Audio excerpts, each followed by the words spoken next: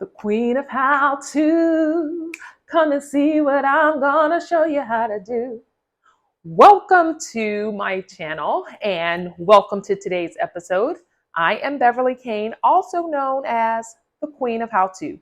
So I hope you have, been joining me every week. I do a new episode every Monday. If you're not normally a subscriber and you have just found me, welcome. I am glad you are here. And for those who are consistent subscribers, thank you so much for being subscribers and joining the Queen of How To family. If you are new, please take a second and subscribe, hit the notification bell so that you don't miss anything that's coming up. And just take 1 second and smash that like button so that I know you like what you've seen. Also, feel free to leave a comment.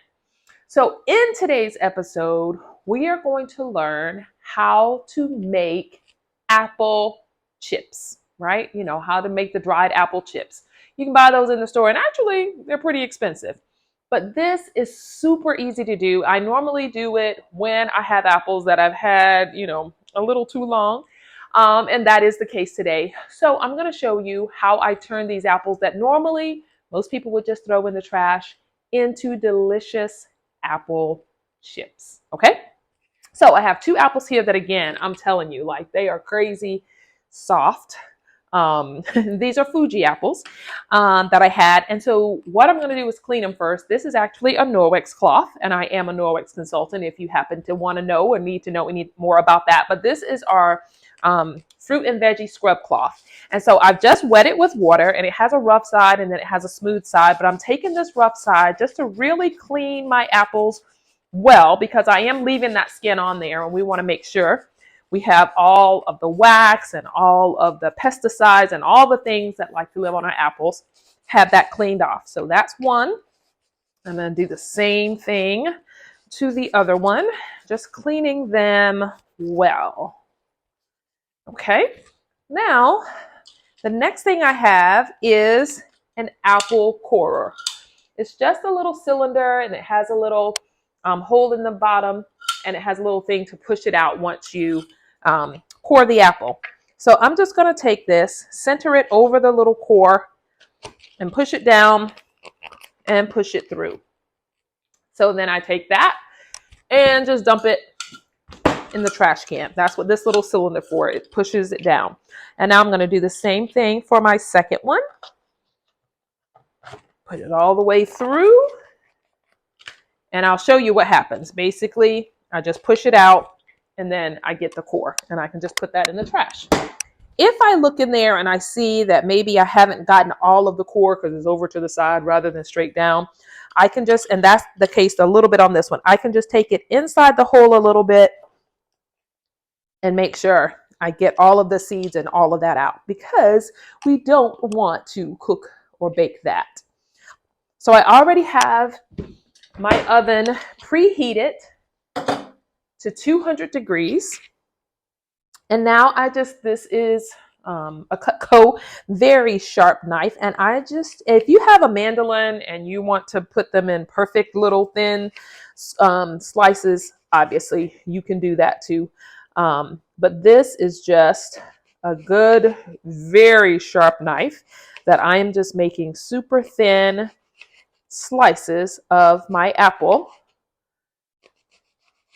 to be able to have super thin slices when I make them into chips. All right, let me turn it the other way so I can get this in all done. And again, you want to get them as thin as you can, because that way they bake better. All right, let me make sure I don't cut myself here. We don't want an emergency room trip. All right, so now I can do the same thing for the second one. Cutting them nice and thin. Like I said, most people would have just thrown this poor little apple away. But there is still much goodness here. And lots of healthy benefits. Apples have lots of healthy benefits. So why don't we use them rather than toss them? And that's what I'm doing. So let me see if I can get another slice or two from this without hurting myself. All right, so now I have a pan. It's not greased, it's not lined. I don't need to do any of that. And I'm just gonna take these slices and line them up on my pan. And I'll show you what it looks like once I put them all on here. I don't really want them touching, but it doesn't really matter. But you want to get as many on there as you possibly can. And I don't want the thicker ones on there yet. I want to make sure I get all the thinness ones laid out. That one's kind of thick. All right. And I've just laid them out like that. And so, like I said, I already have my oven preheated to 200 degrees. And so what I do is put them in there for 3.5 hours. Okay. And when they're done, this is what you get. You get a tray of nice, crisp, delicious apple chips. It's that simple. When you take them out, definitely let them sit there and cool, because when you first take them out, they're a little chewy. And if you immediately put them into, some kind of container, it's going to keep that chewy consistency. But if you take them out, let them sit until it, is completely cool, then you get this nice, crispy apple chip, which is quite delicious. This pan, I did sprinkle a little bit of cinnamon on them. So if you want to do that, you can. This pan, I didn't. So, you can choose whichever works for you. But that's how fast, well, not really fast, because it takes 3.5 hours for it to cook. But that's how simple it is to use apples that normally would be discarded to be able to make them into nice, crunchy, healthy apple chips. So I hope you will try that for yourself. I hope you will think about that the next time you have some apples that have just sat there a little too long. Now, if they've gone black, okay, there ain't nothing you can do about that. But if they've just gotten soft to where you just don't want to bite into it, this is the perfect thing to do with them. So take a minute again, hit the like button if you like what you've just seen, subscribe, hit the notification bell, and even take a minute and leave me a comment. Would love to hear what you think.